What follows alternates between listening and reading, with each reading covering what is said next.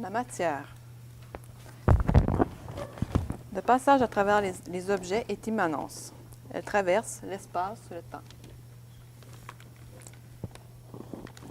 Le temps l'effrite, l'érode, la sédimente, la charrie, la stratifie, la pétrifie. Il me semble qu'à travers le temps, la matière persiste de par son impermanence. Elle est une disposition à devenir autre chose. Elle se meut tranquillement, elle se transforme sans cesse. En elle, des siècles, des milliards d'années d'arrêt et de déplacement, de métamorphose, de changement d'état. La matière a tant à dire. Elle est si muette. Son langage est formel. Je pose alors mon regard sur ces motifs qu'elle retrace sans cesse. Ma pratique évolue dans un contexte qui emprunte à différentes disciplines qui se rattachent à la compréhension et à l'étude de l'environnement. Ainsi, ma recherche s'inscrit dans une approche transdisciplinaire en s'imprégnant de disciplines reliées aux sciences naturelles, plus particulièrement les sciences de la Terre dans lesquelles je puise un vocabulaire plastique et conceptuel que je transpose afin de redonner un sens métaphysique de notre environnement. J'entends métaphysique cette réalité sous-jacente qui permet de rendre compte de cet ensemble de manifestations ordonnées qu'on appelle la nature. Jusqu'à tout récemment, ma recherche s'ancrait sur une réflexion du paysage que j'abordais en tant que réalité matérielle constamment changeante et évolutive. Au cours de la première année d'études à la maîtrise, j'ai d'abord réfléchi à générer de nouvelles formes topographiques par la transcription des centres de croissance inscrites à même les matériaux. L'interprétation de ces données, transposées, transcrites, remappées en matériaux usinés, a généré des surfaces perforées et des bas-reliefs évoquant des représentations cartographiques. Tel un transfert mémoriel, il semblait que par ce processus, chacun des éléments nous révélait leur formation, leur temporalité, leur origine. Puis, par un désir de minimiser les étapes de travail, ma pratique s'est orientée vers une représentation de relief géomorphologique en effectuant les gestes mêmes de sédimentation et de stratification propres à la formation des sols. Dans une boîte transparente, j'ai stratifié des sédiments de nature minérale afin de provoquer un terrain. Strate par strate, il s'est produit des micro-effets, inclusion, plissement, glissement, fusion, éboulement.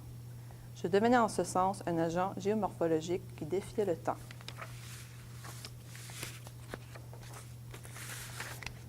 Ceci m'a amené à travailler au plus près de la matière minérale et à activer des phénomènes de cristallisation. Ici, je ne défie plus le temps, il fait lui-même son œuvre. À travers diverses expérimentations, donc de sel, on en a devant sur le socle, de sulfate de cuivre et de sulfate de magnésium, l'observation du phénomène de cristallogénèse m'a fait prendre conscience de l'activité inhérente de la matière minérale qui n'est pas aussi inerte qu'on le croit. Jour après jour, étonnement après étonnement, j'ai scruté les différentes phases de cristallisation ainsi que la progression d'efflorescence sur les parois. Donc, on a un exemple aussi sur une vitre où on voit l'efflorescence du sel. Les forces motrices de la cristallogénèse entraînent le passage d'un état désordonné à un état ordonné. Par l'évolution de ce chaos primordial vers une forme organisée, il m'a semblé assister à un modèle réduit et accéléré du Big Bang où l'expansion de l'univers fait place à une contraction. Bien que la croissance de chaque cristal commence par un germe qui initie sa forme future et par lequel s'amorce une organisation structurelle, celle-ci est influencée et assujettie aux conditions de son environnement. Son déploiement, autant formel que temporel, est en ce sens indéfini et indéterminé. Au cours du déroulement de cette prise de forme, à chacune des phases, il s'ensuivait l'appréhension d'une ixéité à une autre.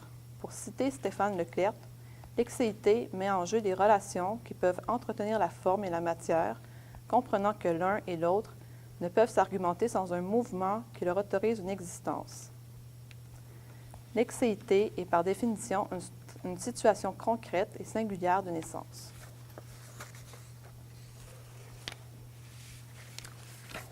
Par l'observation de cette opération de transformation de la matière, la cristallogénèse m'apparut en tant qu'une concrétisation visible issue de processus de force invisible. Or, il me semblait que, dans l'intervalle entre chacune des phases, quelque chose d'essentiel, d'insaisissable m'échappait. Ou pour reprendre les mots de Didier Huberman, on a souvent l'impression que, dans une métamorphose, l'essentiel nous manque aussi, l'essentiel de la durée, du changement, de la plasticité et du dépli des formes. Je m'intéresse au système des métamorphoses, c'est-à-dire aux interactions entre matérialité et immatérialité qui font la particularité et l'unicité de chacune des formations. Or, comment révéler ces synergies internes aussi insaisissables qu'elles soient? Comment interpeller le regard sur l'état de la matière, ses métamorphoses et le déploiement de ses formes dans l'espace et le temps? Où se situe le seuil entre matérialité et immatérialité, entre visibilité et invisibilité? Pour ce faire, ma recherche se penche sur la réalisation d'une installation qui propose d'une part des phénomènes de cristallisation et de réflexion optique, et d'autre part des conditions de perception qui engagent une expérience sensible et subjective. L'objectif de la recherche est de faire prendre conscience de notre perception de la matière en transformation par l'expérience de cet environnement.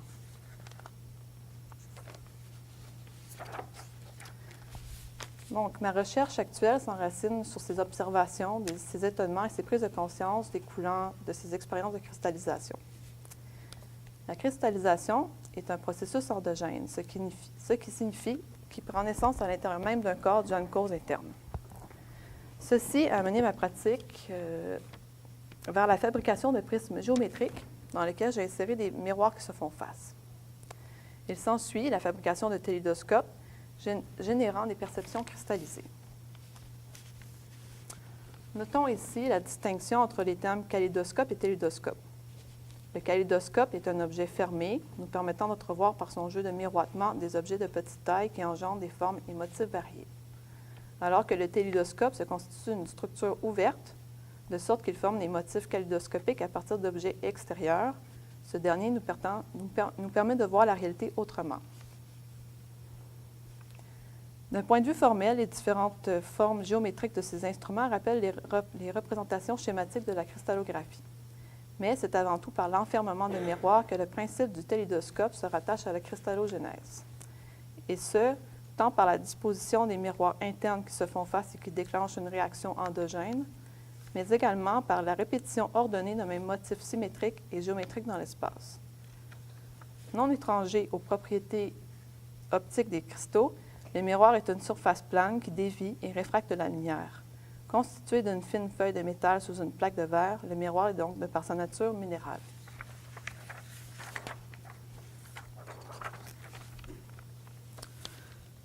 À ce stade de la recherche, les télédoscopes et les matières cristallisées nécessitaient une façon d'être activés afin d'être projetés au-delà même de leur simple présence. Or, qu'est-ce que ces objets peuvent engendrer? Comment tisser les liens entre les télédoscopes et la cristallisation des minéraux? Comment faire en sorte que le tout de l'installation opère? Le cristal, de par sa géométrie et sa transparence, fait appel à l'optique.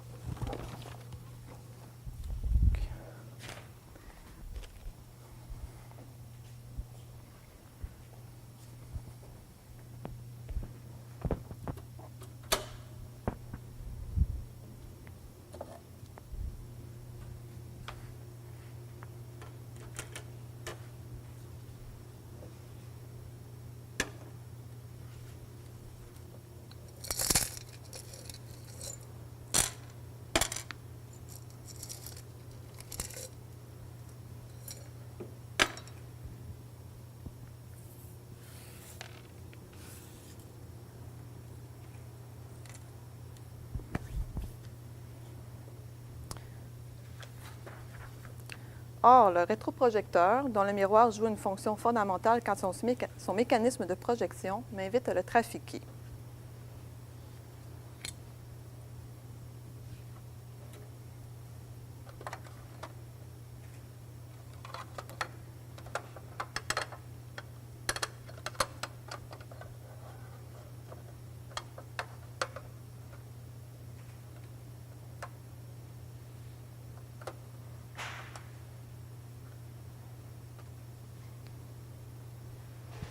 Par le principe du télédoscope, j'ajoute des miroirs ou des prismes optiques à même la tête de l'appareil.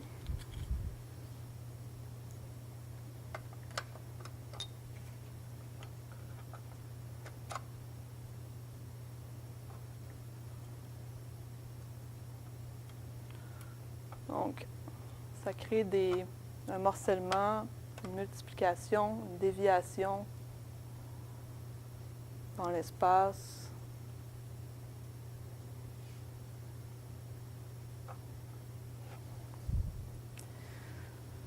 Donc, ce travestissement provoque une multiplication des renversements, un fractionnement. Ceci exerce un éclatement du point de vue monoscopique habituel à l'optique au profit d'une production spatiale de la projection. L'appareil agit dès lors en tant que dispositif qui fait renverser la proximité des matières minérales déposées sur les surfaces vers une production d'images évocatrices de cosmologie plus vaste. Il porte ainsi les objets au-delà de leur nature. Ceux-ci flottent en apesanteur. Ils sont comètes, astres, divisions cellulaires, poussières d'étoiles. Ils forment des chaos primordiaux, des cosmogonies. J'entrevois travestir d'autant plus ces appareils, les démonter, leur constituer des boîtiers de contreplaqué, dont les formes vont renvoyer également aux structures cristallines, tailler la vitre. On ne le verra pas.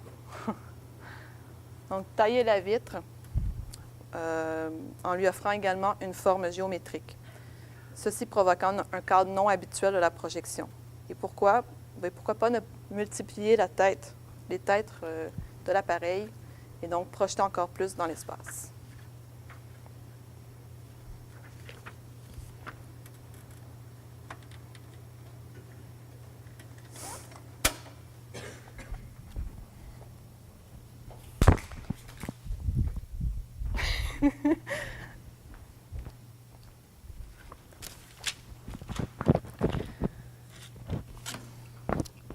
Ainsi, la mise en espace de l'installation s'élabore par la coprésence de ces instruments, donc les télidoscopes, donc j'en ai un ici, et les rétroprojecteurs.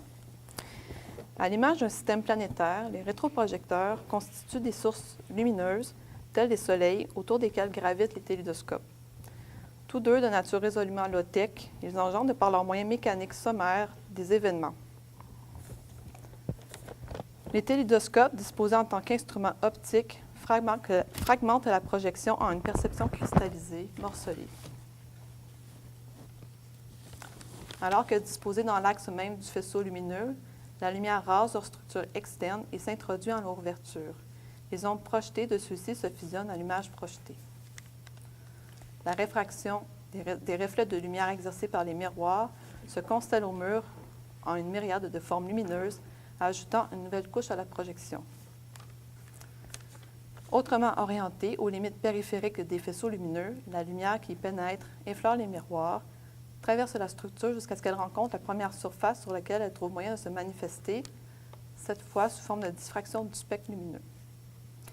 Tout comme Olafur et Eliasson, je m'intéresse au principe de cristallinité pour créer des surfaces relatives qui dépendent de leur usage et de leur environnement, mais aussi pour la manière dont une surface à multiples facettes change, selon les mouvements de la personne qui se trouve devant elle, et donc en ce sens établir non seulement un rapport à l'espace, mais également une relation particulière avec le temps.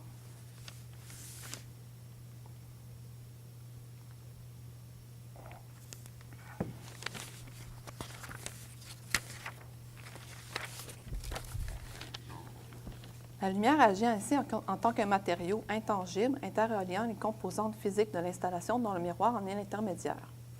Disponible et intemporel, le miroir répond en toute présence au mouvement dans l'espace dans lequel il se situe. Cette fidélité constante du miroir rappelle l'énoncé suivant de Pizzoletto.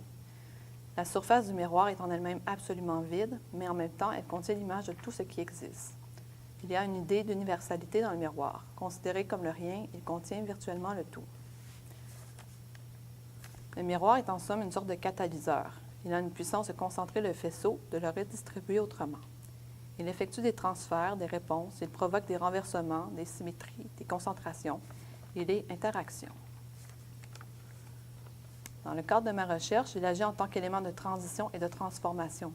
Il opère sur la lumière le potentiel de diffraction ou de réfraction, de même qu'il multiplie l'image. Le miroir participe ainsi à une expérience du visible. Cet usage se rattache au concept du miroir mercurien élaboré par Sokofai-Vaccaris, impliquant un effet déstabilisateur de la perception, au sens où les choses ne sont point fixes dans une perspective donnée, où les surfaces d'inscription sont des étendues ouvertes, sans limites, sans frontières. Or, ce concept définit des manières singulières de dissoudre le visible. Le miroir mercurien est donc un outil d'expérience sensible de la temporalité qui permet le glissement entre une fixité et fluidité, entre indécis et précis, entre surface et profondeur, entre tangible et intangible. Ainsi, l'installation se compose spatialement en tenant compte des répercussions lumineuses et des effets de projection, et ce, par l'observation sensible entre une activation et son incidence. Le simple déplacement ou déviation de l'un de ces instruments altère les phénomènes lumineux et se répercute sur l'ensemble. Ainsi, la mise en espace se déploie avec les composantes, mais surtout dans l'espacement entre ceux-ci. Car c'est dans cet intervalle sensible que le potentiel entre l'invisibilité des phénomènes et leur manifestation se situe. Ceci engage momentanément un retour en amont même du projet lors de cette prise de conscience sur les structures cristallines que j'ai dès lors considérées en tant que résultats visibles issus de processus de force invisible. À l'image de ce processus de morphogénèse, les composantes de l'installation exercent sur l'agencement des vecteurs de transition des moments de phase, alors que les espacements entre ceux-ci agissent, influencent et déterminent la prise de forme de l'installation. Ce sont des agirs, des forces, qui, malgré leur immatérialité et leur invisibilité, sont pourtant bien présents et bien actifs. L'installation reprend en ce sens une forme de cristallogénèse par cette opération commune entre force intangible et composantes tangibles.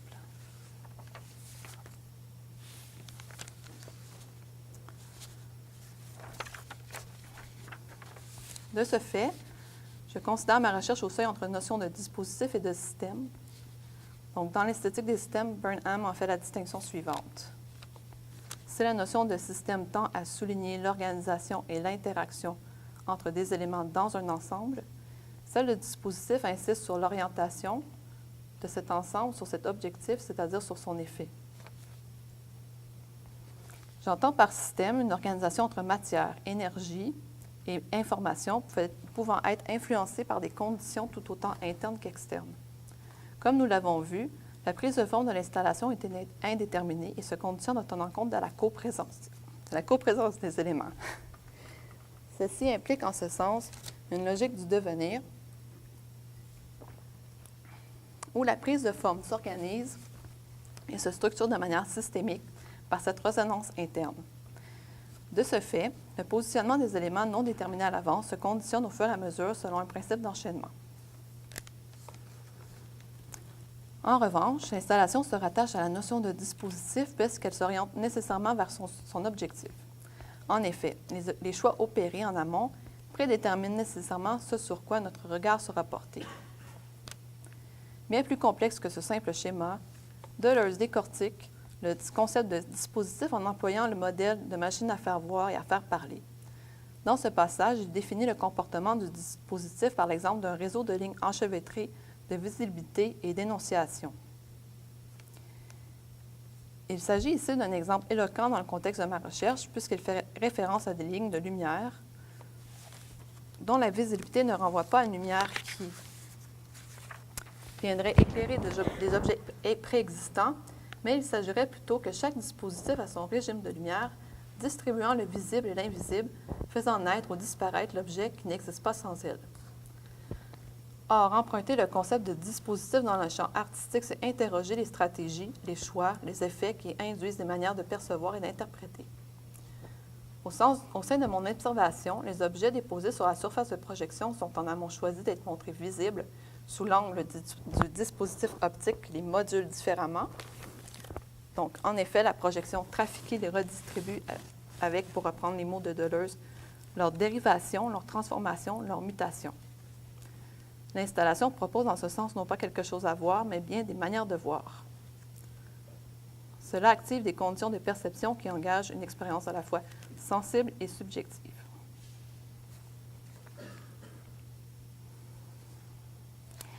En rétrospective, mes recherches des 2 dernières années m'ont mené de la stratification à la cristallisation.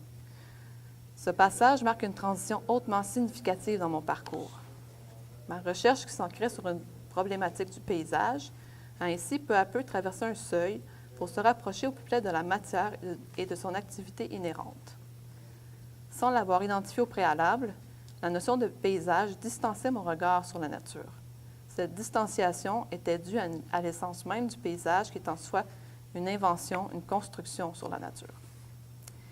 Exclure la question du paysage a ainsi permis de m'approcher de l'activité inhérente de la matière et de ce fait de cerner le cœur de mon questionnement.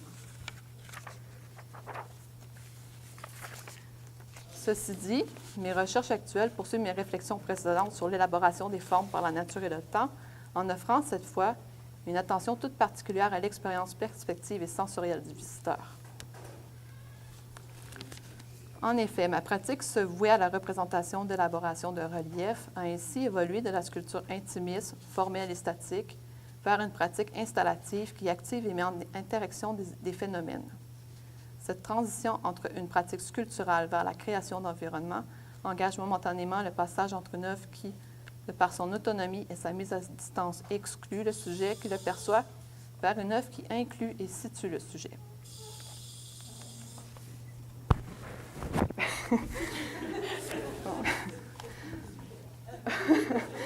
C'est donc au sein d'une installation qui rend les phénomènes manifestes et qui propose des conditions de perception engageant une expérience sensible et subjective que s'élabore le processus de recherche et peut-être de résolution annoncé par ma problématique. Car ne pouvant réduire le monde qu'à de simples manifestations sous forme d'apparence, je considère que la complexité et la beauté du monde résident dans ses forces et synergies invisibles, mais pourtant bien actives. Et c'est en offrant non pas quelque chose à voir, mais bien des manières de voir que j'entends poursuivre mes recherches. Quand j'arrive ici, à l'UQAM, j'ai une figure qui m'obsède, que je reprends, je revisite, encore et encore. Et finalement, comme un autoportrait symbolique, j'ai un univers thématique qui indique une certaine cohérence, un peu obscure. Catastrophes naturelles, animaux sauvages, menaces, scènes d'élimination, de sous-bois, de pertes, de disparitions, d'indices du néant. Je développe ma pratique en peinture. Je m'investis dans le médium. Et ces obsessions, il me semble, trouvent leur reflet aussi dans les méthodes, la manière de mes interactions avec la matière. Je collectionne les croûtes de peinture séchées, la poussière de la rue et de l'atelier, la boue. Je détruis mes peintures. Un trop grand acharnement ou des proportions volontairement désastreuses de pigments et de liants, des branches, des cheveux, des cailloux, de l'asphalte dans la peinture. Je cherche aveuglément. Tous les moyens sont bons, peut-être. Surtout, je m'aperçois que mes préoccupations se reflètent jusque dans ma relation même avec le travail. L'épuisement est bon, l'acharnement, tout pour forcer la perte de repères ou de contrôle. C'est l'origine d'une recherche. Je deviens Yéti. Je prends ses yeux jaunes dans le travail, et le Yéti devient le monstre. Le monstre, par la figure d'abord, mais aussi par la thématique, plus vague alors.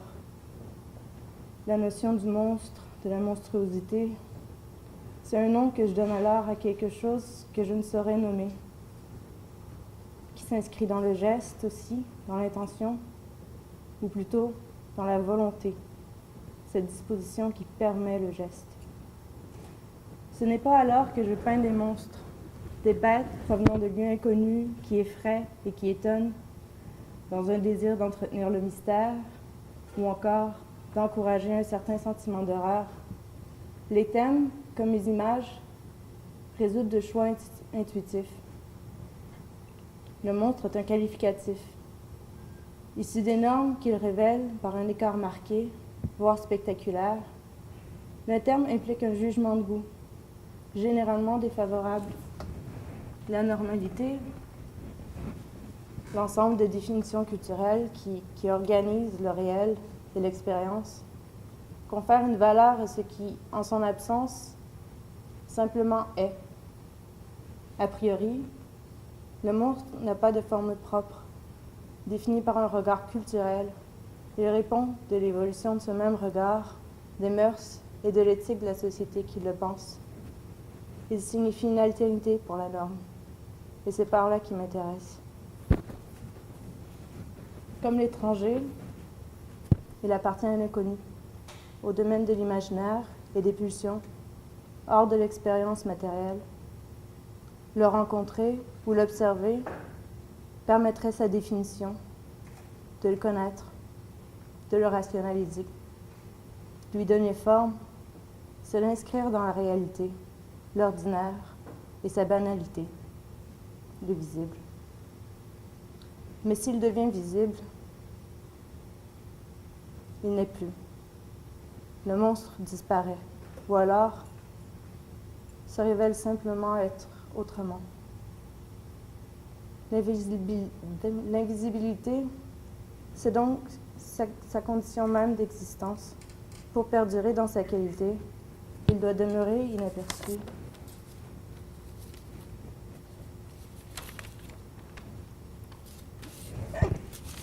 C'est assez drôle. Moi, je suis ailleurs, alors j'ai skippé une page. Je sais pas si ça parie énormément. Mais là, bon. Je vais faire Je suis embarrassée, mais je pense que je vais juste retourner où j'étais. Ouais, bon ben. J'espère que je ne relise pas la même page 2 fois. Même peut-être avoir besoin. Je m'excuse. Alors, je vous disais donc, pour en revenir, je vous parlais de la volonté qui permet le geste et que ce n'était pas que je peigne des monstres qui viennent de lieux inconnus dans l'idée d'encourager un sentiment d'horreur ou pour l'aspect mystérieux, tout ça. Je parlais de l'origine de ma pratique, alors on recommence de là. Je voulais dire que ce que j'espère plutôt, c'est pas l'illustration de la figure du monstre, mais c'est que je tente, j'espère, c'est que je peins en monstre. Désolée. J'espère révéler, agir ou connaître quelque chose du monstre par la peinture. Apparaissent alors les premières questions. Et quelle est cette idée? Parce que pour moi, le geste est l'expression, l'indice d'une idée. Une réflexion qui s'élabore déjà avant le verbe. Mon travail est mis par l'intuition, par l'obscurité du désir, une urgence d'y répondre. C'est la dynamique qui donne sa forme à ma pratique. Ça, j'avais dit. Hey, excusez-moi, je suis vraiment désolée, je m'interromps. J'ai-tu déjà lu ça? Je suis pas sûre.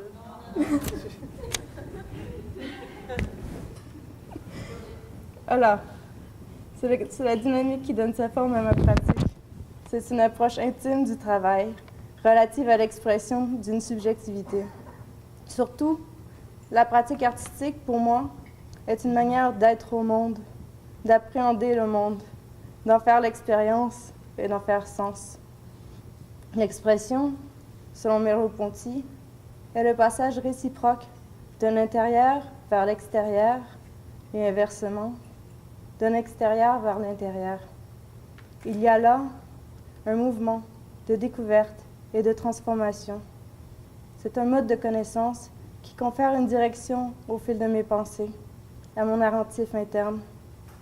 J'ai une pratique figurative, intuitive et réflexive. Pour moi, c'est le lieu de la pensée, passage de l'indicible au verbe, de l'informe à la figure. C'est toujours le même processus. Lorsqu'une forme apparaît à la définition, devient langage, vient alors le temps de l'observer sous toutes ses coutures, de la penser, poétiquement d'abord, dans l'analyse ensuite, puis de retour à la poésie, métaphore articulée, par sa reprise, sa réactivation dans le travail. Je n'aborde pas la recherche dans un effort d'objectivité. Les thèmes, comme mes images, résultent de choix intuitifs. Et le monstre est un qualificatif. Bla, bla, bla. Alors, comme je vous rappelle, je parlais de la condition d'existence du monstre qui serait dans l'invisibilité et que pour perdurer dans sa qualité monstrueuse, le monstre doit rester inaperçu. Okay. J'ai un petit peu... C'est ça. Après, je m'excuse. Je vais juste prendre une seconde pour éviter de répéter la même erreur. Alors, dans ma pratique, j'interroge la valeur du visible dans l'expression du sensible. Et encore dans les mots de Merleau-Ponty, le sensible, ce n'est pas seulement les choses, mais aussi tout ce qui s'y dessine, même en creux, tout ce qui laisse sa trace, Tout ce qui y figure, même à titre d'écart, est comme une certaine absence. Il y a une distinction importante à indiquer, me semble, entre monstre et figure. La figure du monstre sera tangible. C'est la forme donnée à ce qui, avant, n'en avait pas, une perception, une sensation, un inconnu. Alors qu'inscrite, figée dans la matière, la figure est trace d'un événement révolu, celui de l'émergence du monstre et de sa disparition. Elle marque l'endroit d'une mutation en une chose, en objet de la connaissance. Advenue au réel, elle acquiert une existence concrète, une corporéité, désormais offerte à la perception, saisissable, la figure s'apprivoise et s'intègre au langage. Par ce passage de l'indicible, de la sensation, de l'invisible à la figure, le processus d'émergence, l'expression, permet une rationalisation. Mais dans cette transformation, il y a aussi une perte, un passage à un nouvel état qui implique un changement, le changement ou l'apparition de la définition. Apparaître engendre inévitablement une part de disparition et inversement, l'invisibilité comporte un potentiel d'émergence. Si le visible est toujours partiel, incomplet, pour la reconnaissance de la sensation, c'est dans le moment du passage d'un état à l'autre, au temps de l'agir plastique et dans le mouvement de l'apparaître, de l'expression, qu'elle s'expérimente ou se perçoit. L'œuvre m'apparaît comme une mue de serpent, peau desséchée, vide, un simple artefact de la perte implicite. Le serpent, lui, est déjà ailleurs, et sa forme n'est plus celle que décrite par l'objet délaissé. À mes yeux, l'œuvre enseigne plus sur et par l'absence et le creux. Si elle résulte d'un travail d'intuition, je crois que sa lecture le requiert encore. Forme, figure, gestes sont indices de l'énergie pulsionnelle participant de leur production. De cela qui s'active en amont des limites langagières et contribue à la formation de la pensée dans et par l'expérience au moment de l'agir. Pour moi, penser le monstre s'inscrit dans un rapport à soi dans la mesure où il confronte les processus de subjectivation sociale et culturelle avec l'inconscient agissant. Le phénomène monstre, dans mon travail, procède de l'inconscient, des pulsions, de cette puissance de connaissance intrinsèque, à la fois familière et insondable, qui s'inscrit dans le détail du geste, de la pensée, de la subjectivité, la part de l'expérience singulière qui se mystifie elle-même. Mon approche prend origine dans la sensation pour un effort de connaissance. L'inconscient, les pulsions, offrent à mon avis un potentiel de connaissance autre. Par un effort, par une volonté de me dégager des limitations et des contraintes de l'intention consciente ou du verbe, je cherche à favoriser dans le mouvement de la pratique la rencontre de ce qui justement se présente hors du contrôle d'une connaissance sensible et de peut-être ainsi saisir la trace de ce qui échappe à notre perception. J'ai une curiosité pour ce qui se manifeste de l'intangible, de l'inintelligible dans un travail plastique ou figuratif, pour cela qui prolifère dans une apparence de chaos et en dépit de l'entendement humain, de l'entendement ou du regard humain. D'après Deleuze, la limite n'est pas en dehors du langage, elle en est le dehors. Elle est faite de visions et d'auditions non langagières, mais que seul le langage rend possible. Quand j'aborde l'activité, je réfléchis souvent aux questions de contrôle, de l'intention et de la volonté de l'artiste dans un agir plastique. Suivant Francis Bacon, l'accident et la chance servent ici une volonté d'éviter une peinture illustrative pour la réalisation d'un tableau au plus vrai de la sensation. C'est l'intentionnalité dans l'illustration qui me dérange. Elle répond d'une synthèse. Alors, on sait déjà, au mieux, ce que l'on va faire on vise le résultat, et si on y est doué, on y arrive, justement.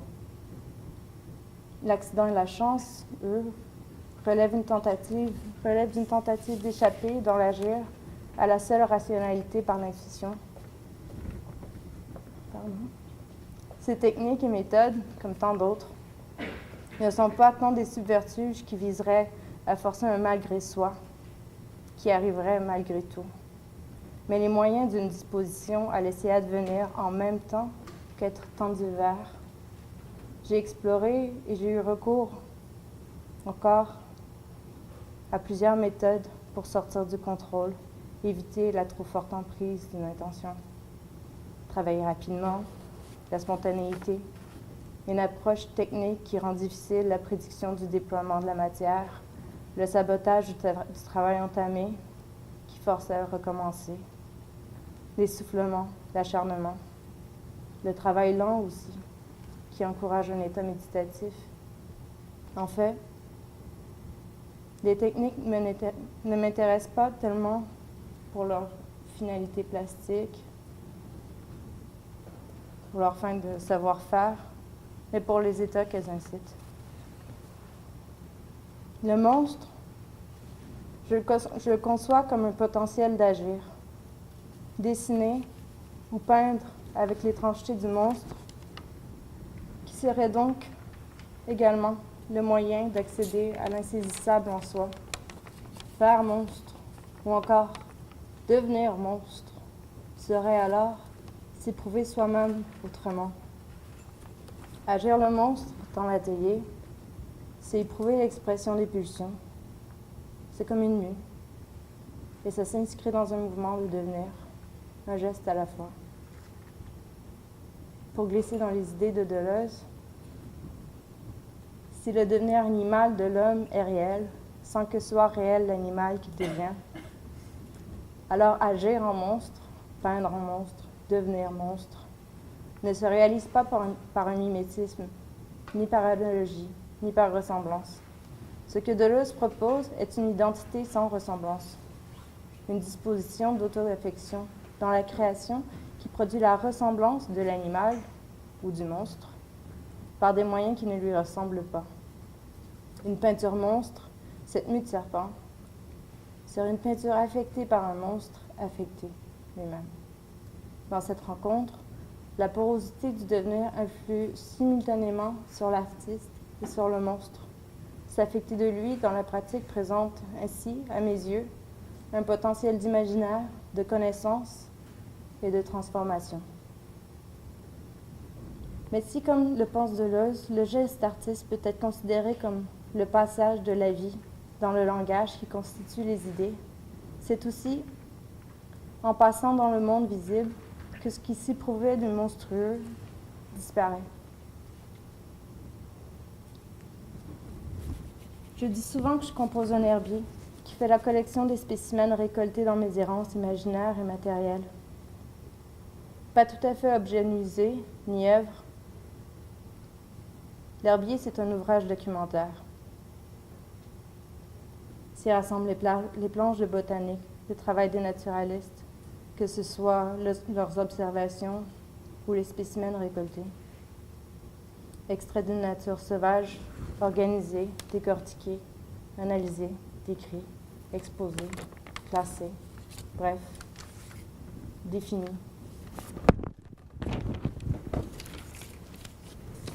Objet de connaissance pour l'étude de la faune et de la flore, qu'il catégorise déjà. L'herbier est issu d'une tradition scientifique. Je suis bien consciente que recourir à cette forme, ce vocabulaire, m'inscrit en rapport à cette tradition, à une pensée cartésienne, à laquelle à la fois je m'oppose, comme je le peux, mais dont je reconnais aussi indéniablement mon appartenance. L'herbier me plaît parce que déjà, à consulter d'anciens ouvrages, s'y décèlent les écarts d'imagination qui s'insinuent en creux, mais pas seulement en creux, dans un vaillant effort d'objectivité. Pour moi, c'est un outil de recherche, tout simplement. Mon herbier offre une collection de représentations des phénomènes qui n'existent pas dans le monde visible, un ouvrage où il est possible de puiser pour articuler l'idée du monstrueux. C'est une collection de spécimens récoltés au fil des mues, dessins, peintures et fabrications diverses, qui sont le résultat, continuellement partiel et trompeur, d'une tentative de naturaliser le monstre, mais toujours aussi indice de sa rencontre. Voilà.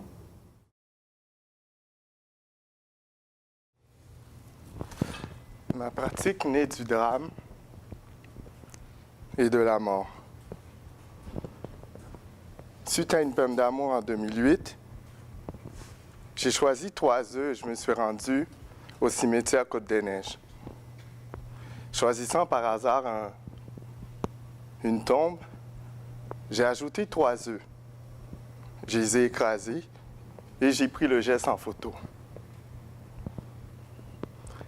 À partir de ce moment, j'ai compris que c'était l'origine. Il fallait que cet année meure pour que l'autre naisse, pour que l'artiste que je suis apparaisse. Comme le dit Esdras, l'homme n'est pas, l'homme devient. Ainsi, je crée le devenir.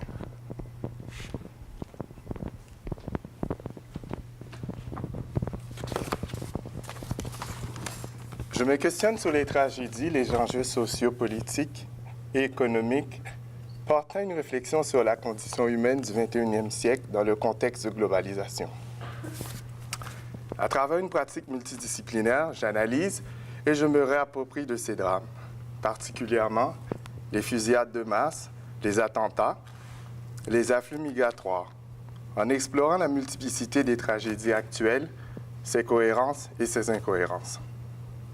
Dans mes installations, performances et interventions publiques, je tente de créer un espace de rencontre et de réflexion, invitant le public à devenir acteur et intervenir, afin de compléter l'œuvre par la construction... J'ai oublié mes images. Afin de compléter l'œuvre par la construction de sa propre histoire, ayant en commun l'universalité de la souffrance humaine. La série que je vous montre actuellement a été réalisée l'année passée. J'ai été invité en 2015 au Mexique à faire un projet où j'ai décidé de travailler sur les gens qui tentent de rentrer aux États-Unis, qui meurent à la frontière Sorano. C'est le désert où des milliers de gens ont décédé. Donc, j'ai pu mener une recherche pour trouver le nombre exact des individus décédés de 1995 à 2005. Il n'y avait pas de données de ça au Mexique. Donc, j'ai dû faire des recherches en Californie. Donc, ça, c'est la morgue qui se retrouve dans le désert entre... C'est dans le désert proche de la frontière, le désert de Serrano. Donc, c'est les articles retrouvés sur les gens. Donc, je me suis approprié de ces images-là en faisant des références, soit avec la poésie ou, vous allez voir, comme là, c'est de... comment il s'appelle, mon Dieu? Prévert, l'inventaire. Lost, où ce que je me suis mis moi-même, parce qu'en étant là-bas, j'ai éprouvé cette même sensation. J'utilise dans ma pratique des objets du quotidien, œufs, chaussures, végétaux, vêtements, béton, débris verts, miroirs, photographies et scans, adoptant une approche artistique s'inspirant de l'arte povera qui privilégie le processus au détriment de l'objet fini. Processus qui constitue principalement à rendre signifiants des objets insignifiants. Les sujets traités, les matériaux et les objets utilisés dans mon travail me permettent de créer une œuvre soulevant des questions sans y répondre, où j'essaie de déconstruire et reconstruire le quotidien, les drames qui s'y produisent et nos soi-disant acquis, en les secouant et en les interrogeant par la mise en scène d'installations, d'expositions, d'interventions publiques. Témoin de mon époque, mon travail est une mémoire qui se façonne autour du quotidien, suscitant autant par les médias que par ma vie personnelle. interrogation, interpellation, réaction et argumentation, la construisent et la définissent. Cette manifestation, qui est liée à moi, correspond parfaitement au travail de l'artiste Christian Boltanski. Oups. Désolé. Correspond au travail de l'artiste de Christian Boltanski qui propose dans son travail des énigmes existentielles à un mode postmoderne. Il traite des sujets humanistes, faisant appel à l'interpellation personnelle et émotionnelle du spectateur. Les enjeux de recherche de sa pratique tournent autour de la mémoire, le temps, la mort, l'absence, l'oubli, la Shoah, la disparition. Il entremêle dans son œuvre des références biographiques de sa vie personnelle, celles des autres, celles d'anonymes, qui s'accumulent et en forment un ensemble de souvenirs chargés d'émotions. L'unicité de l'individu est au centre de son œuvre.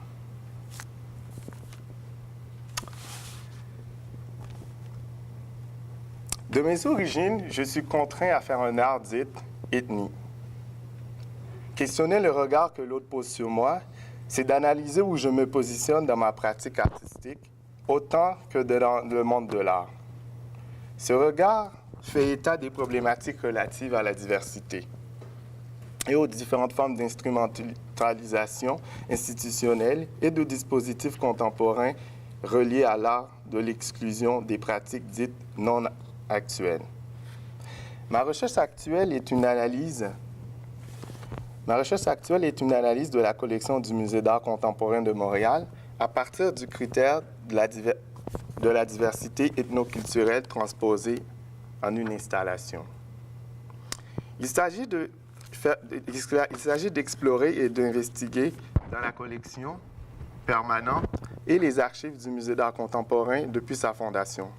L'objet est d'analyser leur intention dans le choix des expositions et des acquisitions en mettant en lumière la place accordée aux artistes de la diversité ou minorités visibles, afin de dresser un portrait de l'identité du MAC dont la fonction repose à faire connaître, promouvoir, conserver l'art québécois contemporain.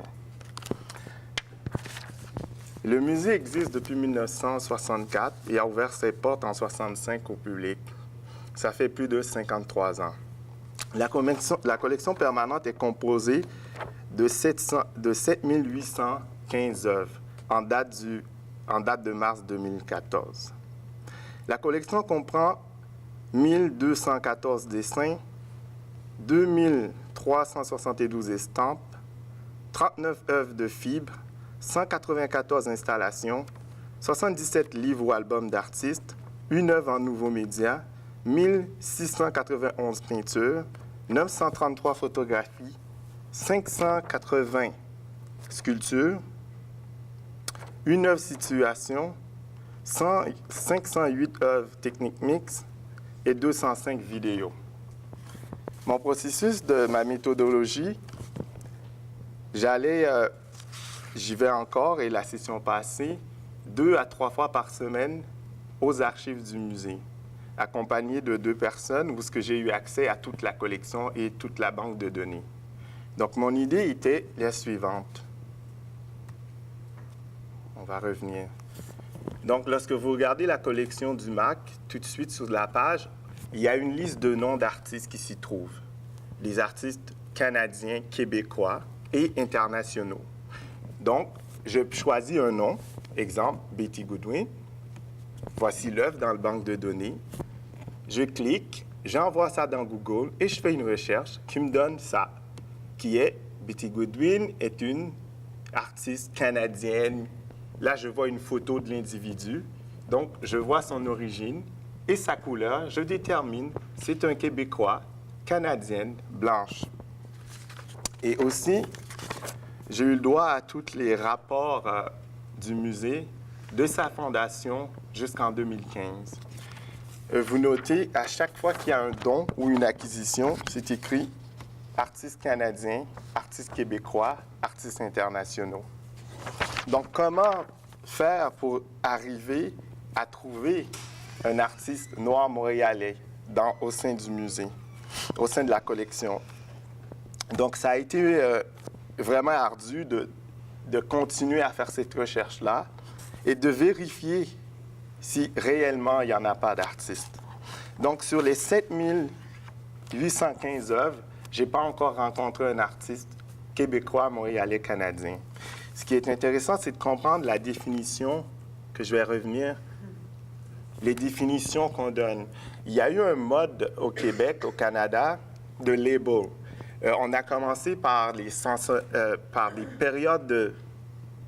C'est les Chinois. Il y a eu une période chinoise et tout de suite, il y a eu une période pas vraiment autochtone. Parce que la raison, je ne dis pas vraiment autochtone, il y a juste une exposition majeure qui a été donnée au MAC. C'était en octobre 2013, du 17 octobre 2013 au 5 janvier 2013. C'est l'expo Beat Nation. Une exposition collective d'artistes autochtones qui juxtapose la culture urbaine et l'identité autochtone, dénonçant les enjeux actuels du peuple autochtone. Le multiculturalisme est un enjeu majeur au Canada. Non seulement les Noirs souffrent, même aussi les Premières Nations.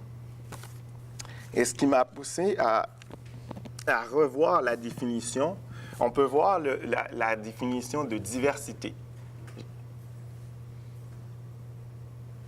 Présence de plus d'un marqué d'artistes issus de communautés ethnoculturelles. Donc, si on continue, on a minorité visible, ce sont les personnes qui ne sont pas blanches. En bas, c'est les personnes qui ne sont pas blanches ni autochtones. Et Première Nation, on a toute une définition de ces gens-là. Mais le plus important, c'est de dire que ces artistes ont souvent une pratique reflétant un contenu culturel identitaire, minoritaire, non occidental, métissé ou autochtone. Donc, ce qui m'a permis de commencer par mon travail à savoir, elle est où l'identité dans ma pratique? En quoi qu'on m'a déjà défini une pratique parce que je n'ai pas une origine blanche. C'est comme si le fait que je ne suis pas blanc, je ne peux pas faire un art qui n'est pas folklorique ou qui n'est pas relié à l'esclavage ou automatiquement je devrais avoir une corde au cou ou c'est ça mon travail. Donc, de là, j'ai poussé la chose encore plus loin, à savoir, quand j'ai posé ces questions, comment est-ce possible, en 53 ans d'existence, il n'y a pas d'un artiste, j'ai dit artiste noir, montréalais, québécois, parce qu'ils en ont des artistes noirs, mais c'est des artistes à l'international, new-yorkais et londoniens, british, tout ça. Alors, je me suis fait dire, comme ça, tout brièvement, ben là, les années 60, c'est pas la même chose aujourd'hui, monsieur. Il n'y avait pas autant de noirs. Ils sont où, les artistes noirs? De toute façon, vous, on vous connaît parce que vous êtes ici. Sinon, personne n'aurait rien su de vous. Ah, j'ai dit intéressant. Alors, je suis parti dans les statistiques. Ça, on va revenir, c'est intéressant. Alors, selon le recensement de 2011, au Canada, il y a 131 000 artistes. Parmi ces artistes-là, il y a exactement 26 400 artistes immigrants. Ça, c'est les chiffres. Il y a 26 400 artistes immigrants au Canada, dont 20 de ces artistes-là vivent au Québec. On va voir l'autre graphique ici, qui est intéressant. À droite, minorité visible. Ce que je vous invite à voir, là, ça nous dit le territoire où ce que ces gens abritent, les régions. Je ne sais pas si vous le voyez. Je l'ai. Non, ça c'est l'argent. Juste une minute, là, parce que c'est un peu compliqué. C'est pas clair. En tout cas, ces artistes-là sont divisés par région, tous les territoires. Donc, au Québec, il y a Québec capitale, il y a 1450 artistes, des minorités visibles qui vivent. À Montréal, il y en a 1300 sur 18 280 artistes, ce qui fait qu'il y a 7,1 % des artistes montréalais qui sont issus des minorités visibles. Donc, comment ça, on ne voit pas, ça ne se reflète pas dans la collection permanente? Où sont ces artistes? Comment ça, on ne les retrouve pas? Est-ce qu'il y en a actuellement à la maîtrise? Est-ce qu'il y en a au bac actuellement? Mais au bac, j'ai déniché, il y a 4 artistes noirs actuellement au bac à l'UQAM. Il y en a un à la maîtrise. Et afin de chercher où ils sont, j'ai envoyé une demande à une institution qui s'appelle DAM, Diversité Artistique Montréal. Alors, si vous voulez trouver des artistes noirs, vous allez au MAI, Montréal Art Interculturel, ou au DAM. Donc, le DAM a un répertoire de 896 articles. Bon, mais moi, je vais le lire là. 896 artistes. Parmi eux, il y a 366 artistes en art visuel. Alors, ce que j'ai fait, j'ai envoyé une demande à ces artistes-là en disant, bon, voilà, je mène une recherche dans le cadre de mes études. J'aimerais savoir si vous êtes un artiste noir et quelle est votre pratique, de faire une description de votre démarche. Et le plus important, est-ce que vous répondez aux critères de la loi sur la professionnalisation des artistes qui consiste, vous le connaissez, à avoir une expo et tout ça.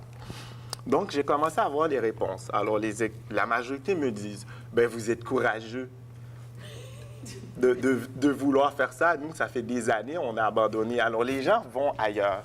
Donc, ils sont plus vers New York, Miami, Floride, mais ils vivent à Montréal, mais leurs travaux sont représentés nulle part ici.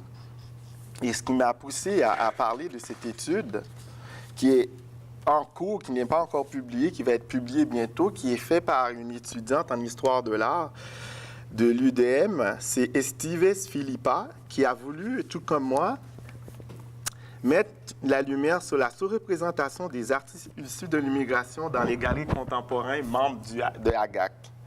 Sur les 24 galeries membres, représentant 459 artistes, il y a 3 autochtones,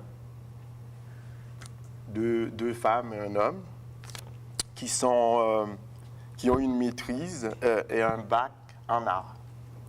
Et il y a 2 noirs, il y en a un, c'est tout nouveau, c'est... oh, je l'ai là. Il y en a un, c'est nouveau, c'est Idi, qui a eu bac, maîtrise et doctorat, qui vient tout juste d'être exposé à la galerie Dominique Bouffard. Il y a aussi Morija, qui est représenté par Josh Yehuda. Mais le lien intéressant, c'est de voir que les minorités visibles sont surdiplômées à comparer aux masses. Donc, si on enlève 3 plus 3, ça fait 6. Donc, sur les 459 artistes, ceux qui viennent d'ailleurs doivent être surdiplômés.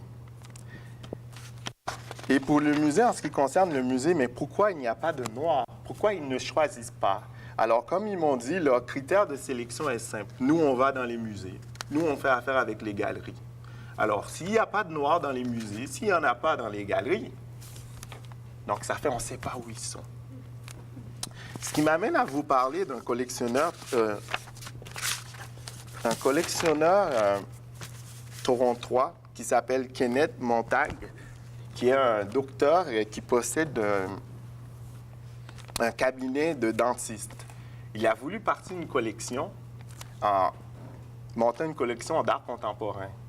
Mais tranquillement, il a commencé à chercher des artistes noirs dans les galeries. Puis il n'a pas trouvé.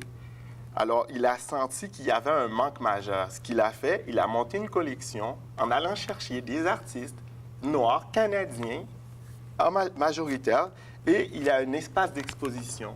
Alors, ce gars-là, qui n'est même pas dans le milieu, il a pris les moyens pour trouver les Noirs. Donc, combien plus ceux qui travaillent dans le système n'arrivent pas à y trouver. Donc, tout ça pour vous dire, le projet que je mène actuellement au musée est inspiré du travail de Fred Wilson. Dans les années 92, Fred Wilson, à la manière de l'œuvre de Mining to the Museum réalisée au Maryland Historical Society à Baltimore, Fred Wilson change la collection du musée, change la collection du musée de Maryland. Ce qu'il a fait en transformant, je vais vous le montrer, ce qu'il a fait, Wilson a examiné, questionné et déconstruit l'affichage traditionnel de l'art et des artefacts dans le musée. avec l'utilisation de modèles étiquettes murales, les sons, l'éclairage et les appariements non traditionnels d'objets. Il conduit les spectateurs à reconnaître les changements dans le contexte, créant des changements de sens. La juxtaposition de Wilson d'objets évocateurs oblige le spectateur à mettre en question les préjugés et les limites des institutions culturelles, la façon dont ils ont façonné et interprété l'histoire et la vérité. Donc, de la même manière, je vais tenter de montrer ce côté dont tout le monde parle, qui est devenu si marginal. On sait qu'il y a un discours là-dessus de la surreprésentation des artistes des minorités visibles, mais la problématique est là. Donc, comme présentement, il y a l'aspect de réconciliation, on fait la même chose, on crée un label, on éjecte des millions de dollars, mais on ne voit pas dans la source pour gérer le problème. Donc, s'il y a réconciliation, ça veut dire que les Autochtones étaient en conciliation avec ce qui ne s'est jamais produit dans l'histoire. Donc, pour les Noirs, on a créé des diversités culturelles, on a créé vivacité, qui permet aux artistes des minorités visibles d'avoir une bourse du calque. Ce qui m'a amené aussi à poser la question au calque. Nous allons voir combien d'artistes de la diversité que vous avez financés. Alors, qu'est-ce que j'ai eu comme réponse? Et voilà. Donc, elle m'écrit 73% étaient du groupe ethnoculturel français. Mais on a lu que l'ethnoculturalisme, la définition était des gens qui n'étaient pas autochtones ni de race blanche et qui ont une pratique en art non occidentaux. Donc, finalement, pour ne pas écrire 73% étaient des Québécois, donc MD était du groupe ethnoculturel français. Et plus loin, on a autochtones 1% et autres groupes ethnoculturels 14%. Donc, j'ai écrit, je lui ai posé la question, voici la définition selon la loi ethnoculturelle. Et je pense que les Québécois sont d'ici et ont la peau blanche et ils ne viennent pas d'ailleurs. Donc, ils ne peuvent pas correspondre à ce que vous m'avez envoyé. Donc, sur les 3354 demandes, donc ça dénote finalement qui l'institution finance et qui on collectionne. Donc, j'attends encore des réponses des grandes institutions qui collectionnent des œuvres, dont l'Auto-Québec, Guy de la Liberté et compagnie. Je vais poser les mêmes questions. Quel est le pourcentage d'artistes québécois de souche que vous avez dans la collection? Quel est le pourcentage de minorités? Quel est le pourcentage d'anglophones? Et quel est le pourcentage d'autochtones? Donc, j'attends ces réponses-là, du Musée d'art contemporain aussi, qui ne m'est pas encore été donné. Donc, au départ, quand j'ai commencé ma recherche, il est clair qu'ils étaient très contents, c'était une bonne chose. Mais plus on rentre dans le sujet et montrer cette négligence qui existe depuis plus de 53 ans, donc là, c'est plus la même chose. Donc, pour conclure, tous ces pages, je dirais ceci. Cette problématique collective ankylosée, puisque trop exposée à certains débats devenus mondains et ordinaires avec l'usage. La recherche d'un nouvel agent communicationnel risque critique qui rejoint un public rendu apathique au discours présenté dans la société civile, dans ce cas, dans le champ artistique et culturel.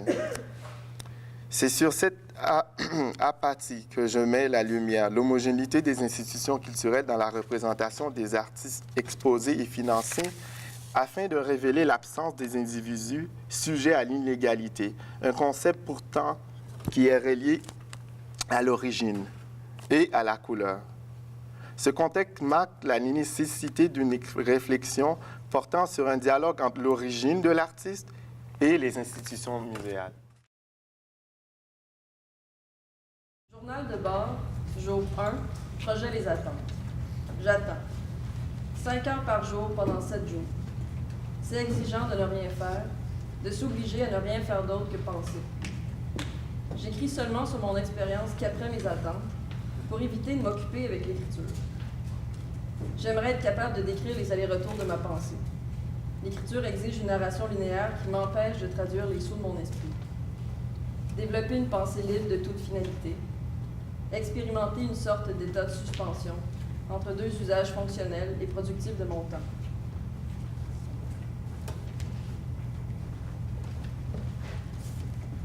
Dans le cadre de ma maîtrise, je m'intéresse à la portée féministe du reenactment en performance. Le reenactment se présente sous deux approches particulières. La reperformance, qui consiste à recréer une œuvre du passé, en partie ou en totalité, a souvent pour objectif de transmettre l'expérience réelle d'une œuvre du passé à un public qui n'a pu expérimenter la proposition historique. La seconde approche consiste en la réactivation de performances antérieures, qui permet le plus souvent de rendre visible l'évolution des enjeux féministes dans le temps, en adaptant l'œuvre d'origine au contexte actuel.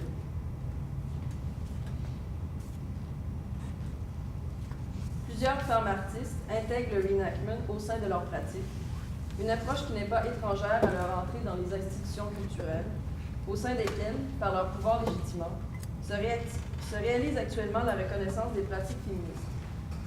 Le reenactment m'apparaît toutefois comme une approche historique à double tranchant, qui peut à la fois permettre une distanciation critique pour mieux saisir le présent et contribuer à un potentiel futur, et participer à la consolidation des valeurs patriarcales et capitalistes qui ont façonné l'histoire.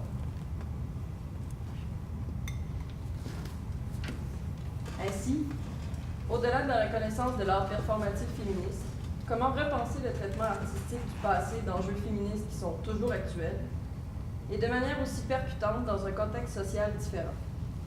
Comment réactualiser et agir sur les problématiques liées au genre dans un système, patriarcal et capitaliste, qui maintient les femmes dans des rôles inférieurs et où l'action de résistance est récupérée, voire annihilée.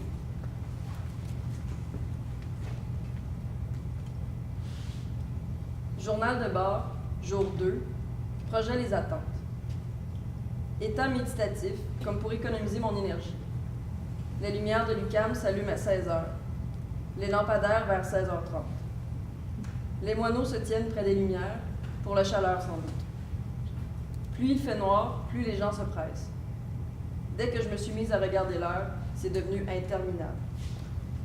Une fille était assise sur un banc et ne pouvait s'empêcher de gigoter ses pieds au rythme de sa bouche qui mâchait son lunch. Mâche kick, mâche kick.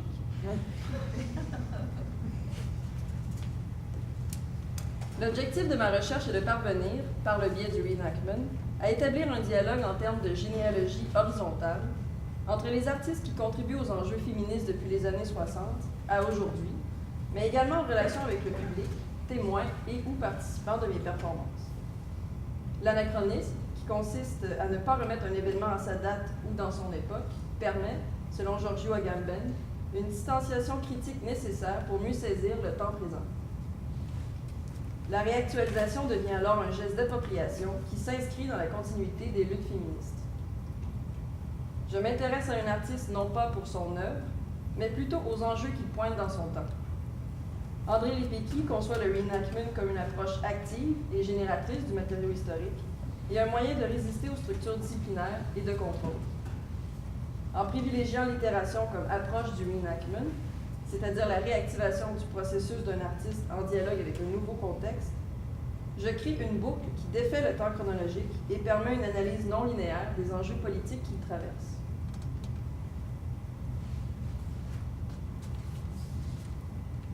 Journal de bord, jour 4, projet Les Attentes. Étrange impression de flottement. Je ne suis ni tout à fait à l'extérieur, ni à l'intérieur. Installée dans la vitrine, je suis dans une sorte de bulle où je ne fais plus qu'un avec elle. Ma présence semble justifiée par la sienne. Un jeune homme m'a regardé pendant un long moment. Il semblait se demander ce que je faisais là. Il s'est approché pour regarder ce que je fixais, en cherchant sans doute ce qui pouvait m'intéresser autant. Il n'a jamais osé me le demander.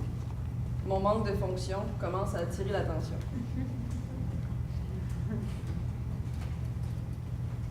Je me suis d'abord intéressée aux performances Waiting et Wait With de Faith Wilding.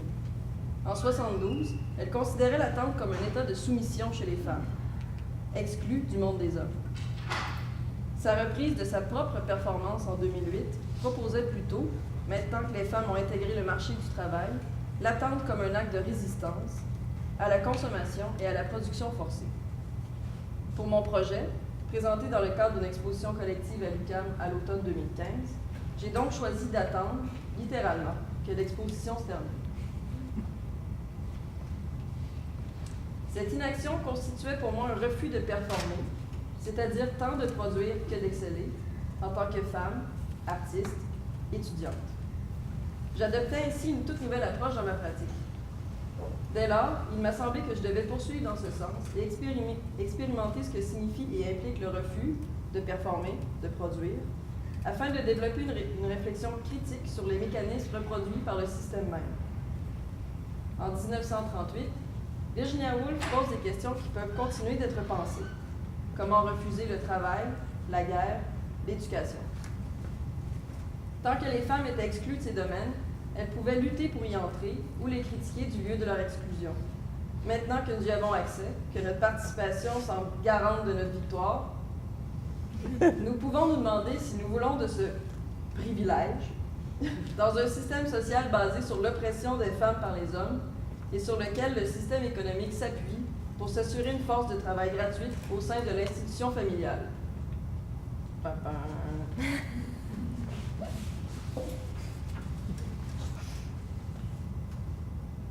Journal de bord, jour 3, projet Artiste au travail. Étrange impression de faire partie des œuvres. Les défauts dans la vitrine et ceux de mon socle m'obsèdent. Je ne vois pas à l'extérieur, seulement le reflet de ce qui se passe derrière moi. Comme dans un miroir. On m'a dit que c'est étrange de l'extérieur parce que je ne regarde jamais vraiment personne. À l'intérieur, les gens évitent de me regarder. Je réussis parfois à croiser des regards, tantôt timides, tantôt intrigués, d'autres fois défiants. Les gens ne s'attendent pas à être regardés. Pendant un instant, des gens se sont demandé si j'étais réelle. Puis j'ai cligné des yeux. Pour poursuivre ma réflexion, il m'apparaissait pertinent de reprendre une œuvre qui n'a pas été réalisée à l'origine par l'une de mes consoeurs, artistes féministes, pour développer un regard critique sur la place des femmes dans les arts et dans le monde. Je me suis intéressée à la photographie A Picture for Women, réalisée en 1979 par l'artiste Jeff Wall. Faisant lui-même référence à la peinture Un bar aux folies bergères de Manet, Wall traite de l'autoreprésentation de l'artiste au travail à travers le temps, du peintre au photographe. Il rend non seulement visible le dispositif utilisé pour créer l'image, mais également le rapport de force présent entre l'artiste, le plus souvent masculin, et son modèle, féminin. Linda Nochlin, à propos des scènes peintes par les impressionnistes, aborde la tendance à amalgamer l'idée même de loisir aux tâches et occupations féminines, où notre conception de l'iconographie du travail nous pousse à classer des figures telles que la barmaid dans les scènes de loisirs plutôt que de travail. Sa représentation place les femmes actives dans une position telle qu'elle semble être là pour être regardée, visuellement consommée, par un observateur masculin. Déguisé pour ressembler au plaisir, le travail des femmes produit et entretient les loisirs des hommes.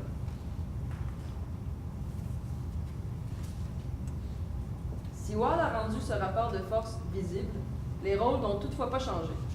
Il demeure celui qui travaille, l'air affairé, le détonateur de la caméra à la main. Le modèle semble quant à elle ne rien faire et attendre passivement les directives, offertes à la fois au regard de l'artiste et du spectateur. En choisissant d'expérimenter la pose prise par le modèle de Wall, présenté devant une vitrine transformée en miroir pour toute la durée de l'exposition, j'engageais cette fois une réflexion sur mon statut en tant que femme, à la fois modèle et artiste.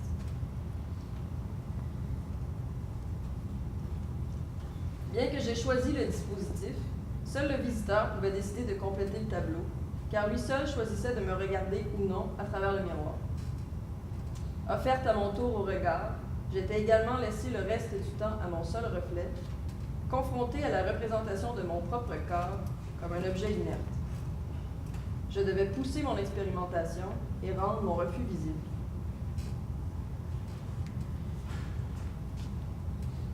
Journal de bord, jour 2, projet 3915 Sainte-Catherine. Plus difficile aujourd'hui, je sentais mes muscles raidis de la veille. Je pouvais entendre les commentaires des visiteurs sur l'exposition, parfois sur ma propre proposition, au moment même où je la faisais. Peut-être pensait-il que je ne les entendais pas à travers la vitre. Un gars m'a demandé ce que je faisais là. Il m'avait vu la veille. Toujours la même prostituée sur le coin de la rue. Le froid du plancher était difficile à supporter. J'ai fini par m'endormir.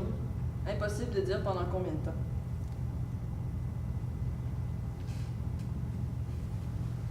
Alors que j'avais auparavant expérimenté un contexte de vitrine dans un cadre institutionnel, j'ai été invitée à développer un projet dans la vitrine d'un ancien commerce abandonné.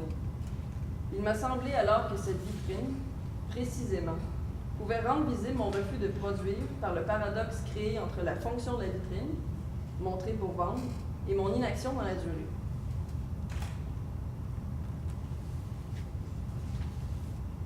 Leur association crée également un espace entre deux. Physique, où je suis à la fois offerte au regard, mais inaccessible au toucher. Productif aussi, puisque l'arrêt que je propose exige en fait un investissement complet dans mon travail en tant qu'artiste et demande de ce fait préparation, temps et énergie. Bien que je semble ne rien faire, la durée de mes performances, 5 heures par jour pendant 4 à 7 jours, en font une épreuve d'endurance où la fatigue physique et psychologique s'accumule.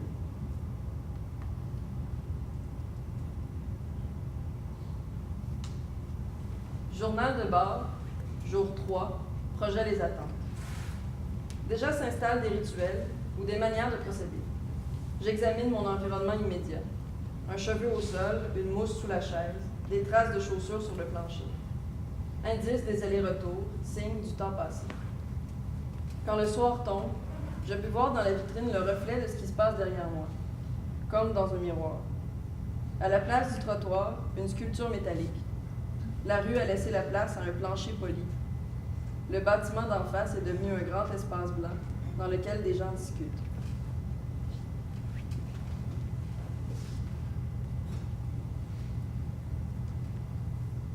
Dans la vitrine de cet ancien commerce, je me suis notamment intéressée à la série photographique Written into Space de Marie Tralache.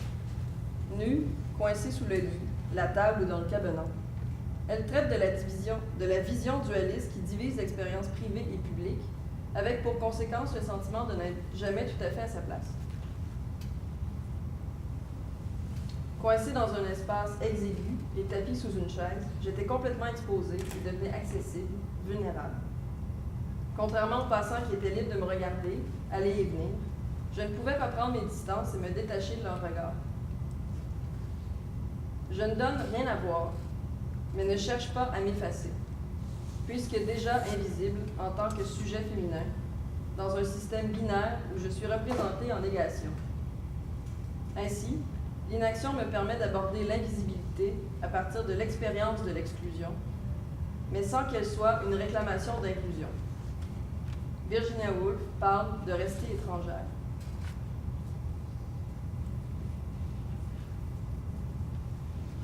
Ainsi, je cherche plutôt à apparaître, mais dans un système dont la structure même me permettrait de le faire. Pour y arriver, Rosie Braidotti aborde la nécessité de développer un sujet féminin, multiple et complexe. Ce processus demande de se désidentifier du deuxième sexe, une perception dichotomique, où la femme, comme représentation unique établie par le modèle dominant, est opposée à l'homme avec un grand H, comme référent à l'universel. En tant que femme au pluriel, apparaître et exister ne peut donc se faire qu'en rejetant le schème de pensée dominant, pour réfléchir non pas en termes de continuité, mais de changement et de transformation. Cela demande de prendre en compte la différence entre avoir une mémoire historique de l'oppression et de l'exclusion en tant que femme, plutôt que d'être le référent empirique du groupe dominant en tant qu'homme. Pour Braidotti, il s'agit donc de développer une contre-mémoire permettant de changer la valeur accordée et la représentation faite des femmes dans l'histoire patriarcale, autant que dans la construction de notre propre identité. Dans ce sens, Rebecca Schneider propose de considérer la performance non pas comme une pratique éphémère qui ne laisserait aucune trace, mais plutôt qui perdure en s'inscrivant dans le corps par ses gestes répétés. Le reenactment, tout comme le rituel, en tant qu'act of remaining, serait non seulement un moyen de ne pas disparaître, mais s'affirmerait également comme une contre-mémoire permettant d'exister en marge des structures établies et de leur impératif économique et politique. To remain signifie à la fois rester en place et continuer à exister, tenir et se garder. L'inaction dans la durée m'apparaît ainsi comme une approche du reenactment qui ne permet pas seulement de refaire, mais de faire autrement.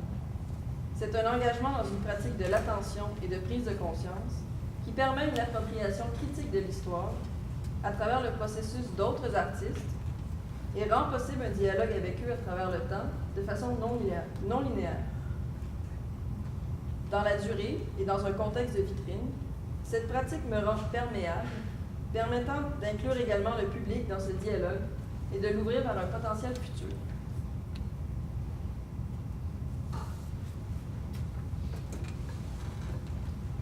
Journal de bord, jour 5, projet Les Attentes. État méditatif, comme pour économiser mon énergie. Les lumières de l'UQAM s'allument à 16 h. Les lampadaires vers 16h30. Les moineaux se tiennent près des lumières, pour la chaleur sans doute. Plus il fait noir, plus les gens se pressent.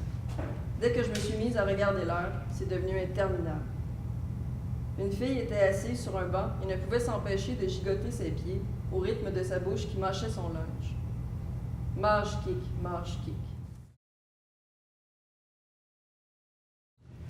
Peut-être passer la totalité de ma maîtrise à ne pas montrer ma pratique, tout en considérant que ne pas montrer était ma pratique.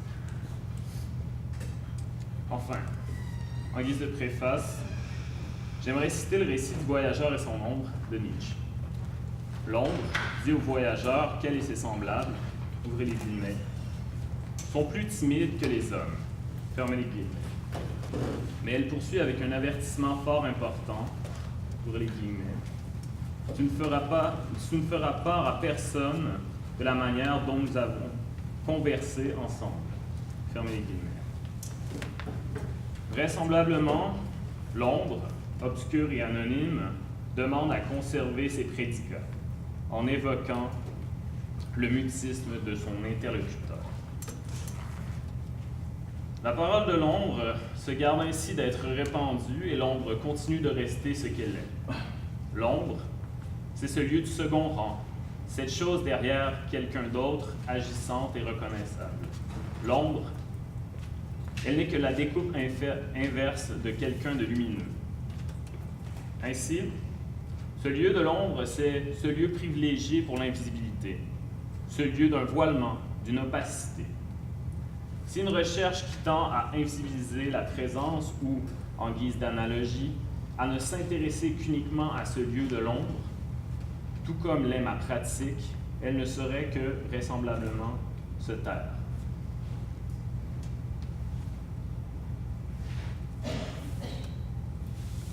C'est par essoufflement de devoir être perçu pour être dans une société spectacularisée, mais surtout être dans une société de contrôle qui contrôle ces corps ainsi reconnus par leur fait d'être perçus, que j'ai entamé une recherche sur l'être anonyme. Ainsi, je me suis terré, comme le dit Pierre Zawi, philosophe qui a rédigé La discrétion ou l'art de disparaître pour retourner dans mon terrier. Ce terrier, ce sera, pour cette communication, un livre intitulé « Traité sans nom, artiste de l'opacité » de Félicien Marbeuf, rédigé en 2009 suite à son exposition commissariée par Jean-Yves Jouannet à Paris, dont je ferai la critique ici. Ce sera donc ma solution pour rester cohérent avec ma démarche, parler au « on » derrière ce livre de Marbeuf, puisque, tels les grammairiens nous le rappelleraient, ouvrez les guillemets, on exclut la personne qui parle, fermez les guillemets.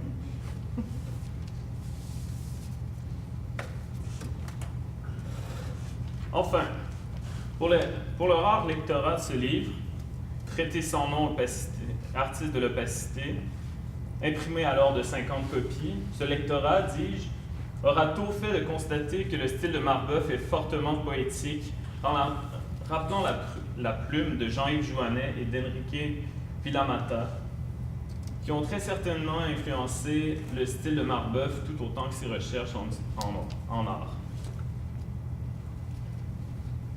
Bien que son ton se rapproche de l'historien de l'art, n'est qu'au mieux qu'un facsimilé d'historien de l'art, puisque Marbeuf est en vérité un artiste conceptuel qui œuvre surtout en performance.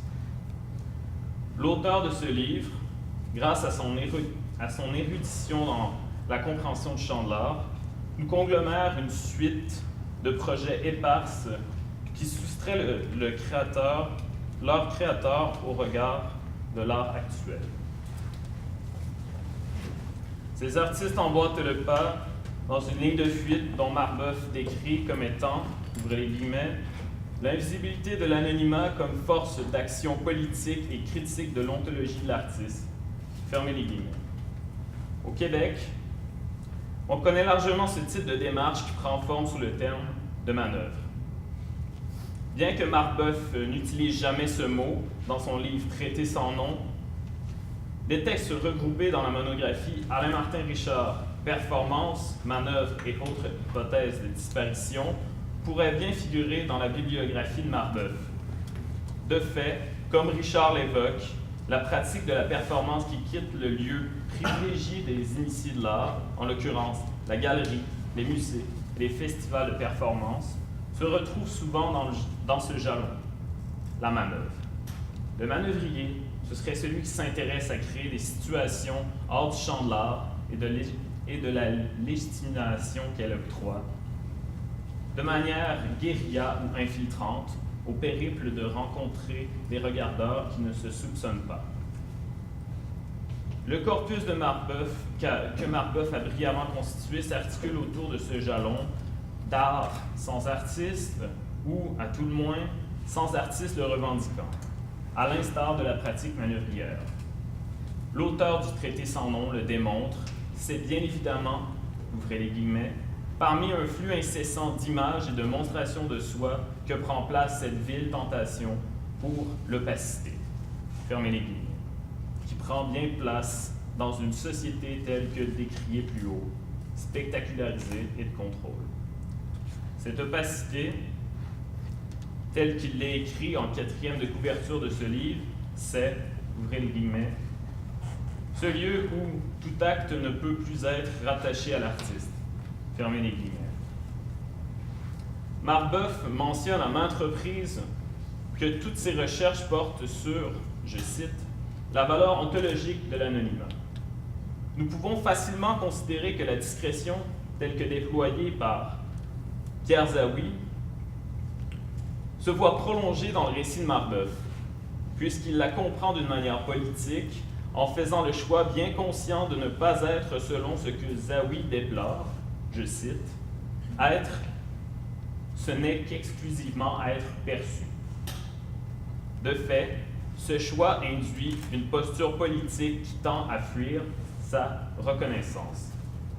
Cette mise à mal de l'être perçu, captée par différents dispositifs de mise en exposition de son être, rappelle ce que Foucault énonçait, ouvrez les guillemets.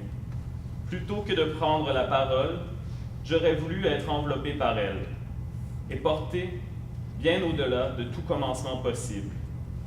Et au lieu d'être celui dont vient le discours, je serais plutôt, au hasard de son déroulement, une mince lacune, le point de sa disparition.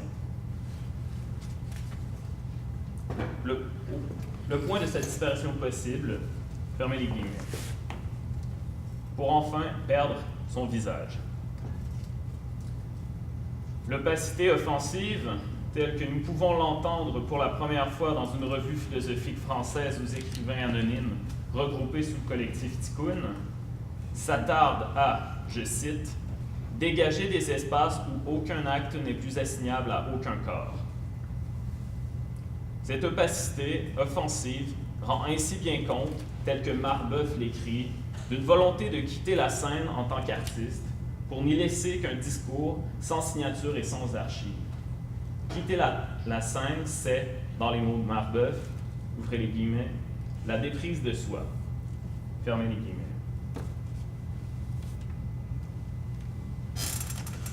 À toute fin pratique, ouvrez les guillemets, déprise de soi, opacité offensive et performance comme mise en cause. Opacité offensive en performance comme mise en cause de l'être et de sa visibilité, fermez les guillemets, me servira d'intitulé pour mon mémoire. Enfin, trêve de démonstration. Ça, cet intitulé de mémoire, Marbeuf ne l'a pas écrit. Ne l'a pas écrit puisque Marbeuf n'est qu'en réalité l'un des plus grands écrivains n'ayant jamais écrit. Boutade efficace et figure exemplaire pour ma pratique, Marbeuf n'est qu'invention de Jean-Yves Jouanet et d'Enrique Villamata, une fiction qui, comme Jouanet le dit, symbolise tous les artistes sans œuvre, au même titre que le soldat inconnu est salué au nom de tous les hommes tombés anonymement. Parler à travers une fiction permet cela, d'invisibiliser le sujet parlant. Cette persona, ou encore parler à travers de, me permet de dialectiser, garder ensemble la visibilité et l'invisibilité pour qu'advienne une pratique ajustée à ma volonté de mise en cause de l'être et de sa visibilité. Marbeuf, porté par ma voix, l'a énoncé tout récemment dans ma communication. Cette tentative de garder inséparée la visibilité et l'invisibilité provient d'une fuite face au regard étatique et à la nécessité d'être vu pour être. Cette fuite induit une posture politique qui vise directement l'artiste qui, par sa pratique, nourrit le système même par sa volonté d'y être vu et inclus. Ce détour que Marbeuf m'a permis s'avère être la démonstration de ma pratique. Si, en apparence, cesser de faire de l'art est mon leitmotiv, ce ne serait que mes interprétations de ma pratique. Si ma volonté en art est un nouvel agencement d'une ontologie, ma pratique se doit d'être finement ajustée à ma volonté ou, en d'autres mots, ma pratique doit réellement rendre mon être indicible, se terrer loin, dans une opacité offensive, pour se consister, s'accomplir tout en restant indicible face au dispositif sociétal. Cela dit, le problème est d'autant plus grand au sein de la performance puisqu'elle n'engendre pas de distanciation entre l'être et sa pratique. De fait, la performance se produit en même temps que sa production. Cette fusion entre l'être et sa pratique, la praxis arvi, sous-tendue par la performance, renforce l'action d'un individu dans le système de l'art, individu qui, comme le dit Zawi, est puisqu'il est exclusivement perçu. Cela dit, emboîter le pas dans cette tentative d'être anonyme, c'est d'emblée engendrer, d'une manière positive, un déploiement de l'être dans un processus d'individuation à l'écart de cette fusion de l'être et de sa pratique. Cela dit, il serait trop facile de se rabattre simplement sur la périphérie du système, puisque ce système rend intelligible cette activité, l'art. Ma démarche m'amène à m'y rendre visible uniquement pour m'y invisibiliser. Je cherche à mettre en espace une performance qui tente l'éviction du lieu de la visibilité pour qu'elle retourne dans son lieu en phase avec son étymologie, performare, se transformer par. La visibilité telle que sous-tendue plus haut est empreinte de discontinuité. Pour être visible, il faut sortir de son invisibilité. L'inverse s'apparente donc à une déprise de mon capacitisme, qui est mon privilège d'être visible, ou, pour Zawi, mon privilège d'être. C'est, de fait, le plus grand paradoxe de ma pratique, s'invisibiliser par la visibilité. Des contradictions apparentes entrent ici en ligne de compte. Comment partager cette pratique si, à la maîtrise, l'exposition constitue une exigence partielle pour l'obtention du diplôme? De plus, comment parler de ma pratique qui ne doit pas être assignée à moi, par cohérence, dans une communication portant sur ma pratique? Tikkun l'énonce dans le chapitre « Comment faire » du livre « Contribution à la guerre en cours », ouvrez les guillemets, « Plus je suis anonyme, plus je suis présent », fermez les guillemets. Tikkun, tout autant que ma visée, s'insère dans une structure micropolitique en se mettant en garde d'émuler la visibilité. J'œuvre ainsi dans un réseau restreint où je me plairais de prétendre de faire de l'art pour une vingtaine de personnes. Tel qu'évoqué, faire dialoguer le lieu de l'être exposé, en l'occurrence l'institution de l'art, avec l'existence anonyme peut conserver la discontinuité nécessaire pour faire présence dans le champ de l'art, mais en n'y étant que de manière imperceptible. Cela dit, d'autres lieux auraient pu être ciblés à la place de l'institution de l'art, mais en ce qui concerne mes travaux antérieurs, mes recherches se sont posées sur ce champ, que nous pourrions entendre comme critique institutionnelle. Dans mes différents projets, Refus acceptable, I Will Prefer Not to Do So, 2016, Bartleby, Avez-vous dit visibilité, 2015, Le cas Valérie Perron, 2016, No me vieron, 2017, ou encore Cette communication en tant que telle, 2017, m'a permis tantôt de vendre ma visibilité, tantôt de la ruiner. Visibilité octroyée par une exposition, une résidence, une performance ou une conférence. Tout ceci a consisté à un stratagème imposant des formes simulées du système de l'art. Me situer en périphérie de l'être exposé, en l'occurrence l'artiste qui se voit reconnaître comme tel pour revêtir l'apparat d'un spectateur, d'un gardien d'exposition, d'un travailleur de centre d'artistes, d'un critique ou encore, pour ce qui est de cette communication, d'un conférencier parlant d'un livre fictif de Félicien Marbeuf, sont différents exemples de comment faire. J'agis ainsi dans l'arrière-scène de l'art. De ce fait, on ne me célèbre pas, mais on célèbre uniquement ce que j'ai conçu, tout en affirmant un « je » indéchiffrable et fuyant qui se dérobe en se dévoilant.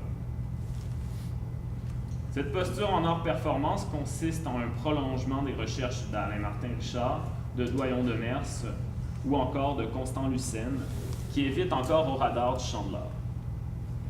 En ce qui concerne les plus connus de cette énumération, ils ont contribué à élaborer une pratique critique de la performance instituée et instrumentalisée par le système. De plus, mes recherches actuelles m'ont permis de comprendre que, comme Nietzsche le fait avec Zarathustra, parler à travers d'autres corps parlants, fictifs ou non, permet de dire ce que l'on ne peut ou ne veut pas dire en son nom. Enfin, cette tentative de disparition fait en sorte que ma pratique n'expose rien qui peut m'être assigné, ce qui se conjugue maladroitement avec ce diaporama. Plutôt, j'ai pris soin d'énumérer quelques-unes de mes méthodes pour qu'advienne cette invisibilisation.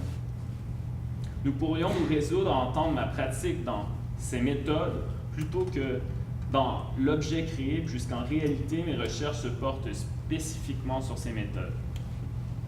La documentation, l'archivage et l'exposition de ces situations engendrées par ces méthodes sont bien maladroites et ne colportent rien qui informe ma démarche.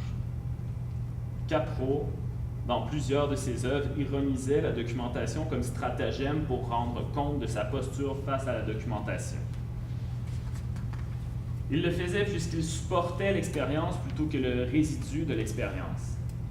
Ainsi, cette extension de l'ère de contrôle artistique m'apparaît tel un moyen pour rendre totale ma pratique, la décliner jusque dans des collaborations d'écriture, de communiqués de presse, de chaires de recherche, où mon nom n'est d'aucune mention.